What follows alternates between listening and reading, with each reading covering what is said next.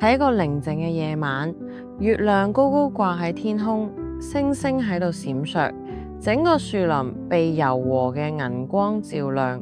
喺呢片寧靜嘅樹林裏邊，住咗一隻動作慢吞吞嘅樹熊，佢嘅名叫小樹。小樹咧就有住蓬鬆嘅毛啊，同埋大大嘅眼睛，總係慢慢咁走嚟走去，享受住每一刻。今日夜晚，小樹發現自己唔小心同媽媽走散咗，佢心入邊有啲緊張，但係又唔想驚慌，於是決定慢慢咁四處找尋媽媽。小樹抬起頭望住星空，話俾自己聽，媽媽一定喺附近，我要揾到佢。咁小樹咧慢慢咁行去樹林，咁首先遇到咗一隻可愛嘅小松鼠。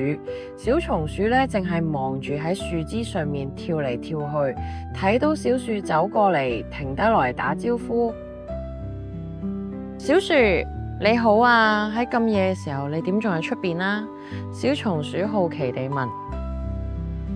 咁小樹咧微微一笑啦，答話：我喺度揾我嘅媽媽。你有冇睇到佢啊？小松鼠咧就搖搖頭，話抱歉，我冇睇到。不過祝你好運，晚安，小樹。晚安，小松鼠。小樹回答，心中感到一絲溫暖，繼續向前走。跟住咧，小樹咧聽到樹上邊傳嚟輕快嘅叫聲啦，原來係一隻小鳥。小鳥喺夜空中飛翔，睇到小樹咧即刻飛咗落嚟。小樹，晚上好，你點樣啦？小鳥問。咁我喺揾我嘅媽媽。小樹答。咁小鳥就話。我冇見到你嘅媽媽，但係我相信佢一定喺度揾你。祝你好運，晚安，小樹。晚安，小鳥。小樹感謝咁話，心裏邊覺得有啲安慰。小樹咧繼續慢慢走嘅，呢個時候遇到咗一隻調皮嘅馬騮嘅，喺樹枝上蕩嚟蕩去，睇到小樹忍唔住笑啦。